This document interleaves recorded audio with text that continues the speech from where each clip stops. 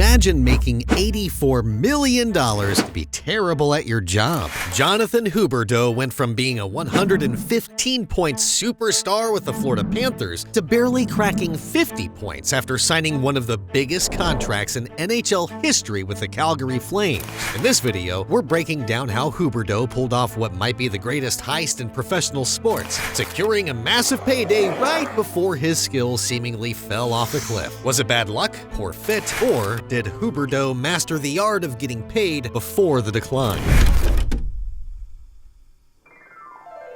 Did you know that Jonathan Huberdeau once scored 115 points in a single season? That's the same season before he signed his massive contract. When the Florida Panthers selected Jonathan Huberdeau 3rd overall in the 2011 NHL draft, they saw potential in the skilled forward from Saint Jérôme, Quebec. What they couldn't have predicted was how this lanky kid would transform into one of the league's premier playmakers over the next decade. Huberdeau's NHL journey began with a shortened rookie season in 2012-13, where he impressed enough to win the Calder Trophy as the league's top rookie. But Huberdeau scores!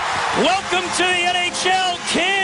But his path wasn't always smooth. His early years showed flashes of brilliance mixed with inconsistency as he adjusted to the pro game. Building on that early promise, Huberdeau reached a turning point during the 2018-19 season when he broke the 90-point barrier for the first time. This marked the beginning of his ascension to the NHL's elite. Playing alongside Aleksander Barkov and eventually Sam Bennett, he found the perfect environment to showcase his exceptional vision and passing abilities. What made Huberdeau special in Florida was how perfectly he fit into their system. The Panthers' high-tempo, offense-focused approach gave him freedom to create plays rather than focusing on defensive responsibilities, turning him into an assist machine. As his skills blossomed by 2020-21, Huberdeau was consistently producing over a point per game, putting him in the same conversation as players like Artemi Panarin and Mitch Marner, elite wingers known for their playmaking abilities. The 2021-22 season saw Huberdeau explode with a league-leading 85 assists. To put that in perspective, only Connor McDavid and Leon Draisaitl scored more points that year. His assist total placed him in rare company, the highest since Joe Thornton's 92 back in 2006-07. Huberdeau wasn't just padding stats with secondary assists. He created high-danger scoring chances night after night, manipulating defenses with his patience and vision. His ability to thread passes through tight windows had become almost supernatural. So why would Florida trade away such a valuable player? The answer involves a perfect storm of factors: a disappointing playoff exit, Matthew Tkachuk becoming available, and Huberdeau's upcoming contract status. The Panthers made the bold decision to package him in a blockbuster deal to acquire Tkachuk from Calgary.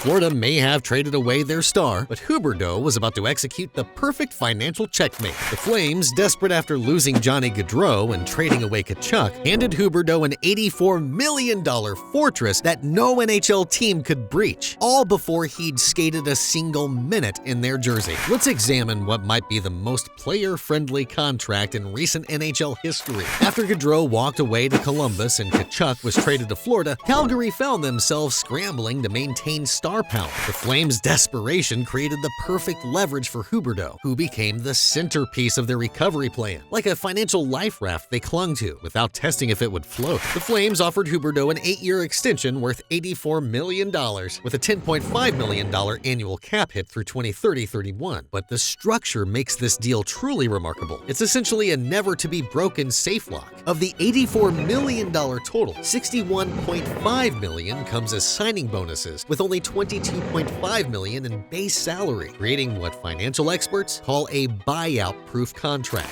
This structure matters tremendously in the NHL landscape. If Calgary ever wanted to buy him out, they'd face cap penalties of around $7.84 million for 5 years, then $10.4 million afterward, extending their financial burden for 14 years. The Flames locked themselves into this marriage with virtually no escape route. The contract becomes even more striking when compared to similar similar deals. Gaudreau signed with Columbus for 7 years at $68.25 million, or $9.75 million annually, with a more flexible structure. Tkachuk's 8-year, $76 million Florida deal, or $9.5 million annually, also offers more potential movement despite containing significant bonuses. Calgary committed to this financial obligation before Huberdeau played a single game for them. No test drive, no system compatibility check, no chemistry assessment with teammates, just a massive, immovable contract based entirely on his performance in Florida's completely different system. What drives a general manager to such risk? After losing both Gaudreau and Tkachuk rapidly, the Flames needed to reassure their fan base. They gambled Huberdeau would maintain his Florida-level production in their system, a confident move that, as we'll see, can lead to disaster.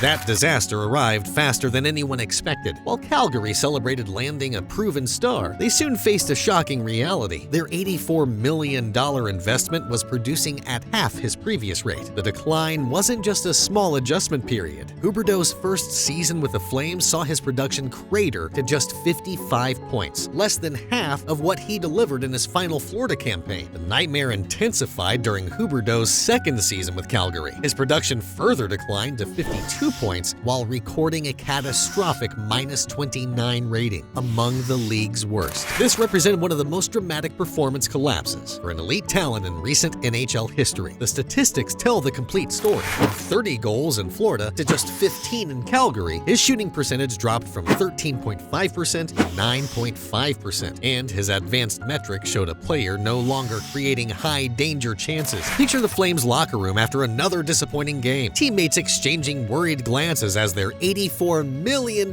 star sat silently researching for answers that wouldn't come. The once elite playmaker who threaded impossible passes through defenses now struggled with even basic offensive creation. Adding fuel to the fire was Calgary's system that ignored Huberdeau's strengths, frequently deploying him on his off wing, where his playmaking abilities couldn't flourish. This fundamental misuse manifested in visible on-ice frustration, culminating in a humiliating benching for an entire period against Nashville, a superstar reduced to watching helplessly as his reputation crumbled alongside his confidence. The psychological toll became evident as Huberdeau openly acknowledged his struggles. In August 2023, he revealed his approach. "I think, get back to the basics. That's what I wanted to do." These simple words revealed a once dominant player desperately trying to rebuild his game from scratch. Even after a coaching change, Huberdeau's performance remained stagnant. Problems certainly ran deeper than a coaching conflict, raising serious concerns about whether this dramatic decline could have been anticipated before Calgary committed $84 million to a player they hadn't properly evaluated in their system. What happens when you're stuck with the NHL's worst contract? That's the uncomfortable question now facing Calgary's management. With each passing game where Huberdeau fails to produce at even half his former level, hockey analysts have stopped debating and simply point to the Flames' $84 million commitment as the cautionary tale that makes general managers wake up in cold sweats. The numbers paint a clear picture of Huberdeau's collapse. From his 115-point Florida peak, his production plummeted to 55 points in his first Flames season, followed by 52 in his second. He's currently on pace for another disappointing year. This dramatic decline transfers his $10.5 million cap hit into something resembling a financial black hole. While Seth Jones, $9.5 million, and Darnell Nurse, $9.25 million, represent questionable value, Huberdeau's contract stands alone as a perfect storm of disaster. His deal is like a financial anchor dragging the team to the ocean floor with no release mechanism. The Flames' predicament gets worse when examining their limited options. His no-movement clause eliminates trade possibilities, and which team would take that burden anyway? The buyout-proof structure makes that route financially disastrous. With $10.5 million tied up, they can't even bury him in the minors. This creates ripple effects throughout the organization. Calgary must operate with roughly 12% of their salary cap tied to underperforming assets for 7 more seasons. This handicaps their ability to extend promising young talent or attract free agents to rebuild the roster. Is there any path to redemption? At 31 now and 38 when the contract expires, many analysts believe Huberdeau's production free fall is permanent rather than temporary. This stands as hockey's ultimate financial disaster, a cautionary tale of panic signing and poor evaluation. Can any team recover from an $84 million mistake of this magnitude? As this hockey heist continues to unfold, one question remains. Will Huberdeau's contract become the new standard against which all bad deals are measured? If you enjoyed this video on Jonathan Huberdeau, check out this one about Connor Bedard's lifestyle. It's not what you think. Yeah, that's good. I mean, it's always a good sign. I mean, we don't give up resiliency of our group, and, we come back. We knew that was a big one, for us. We wanted to get that win real bad.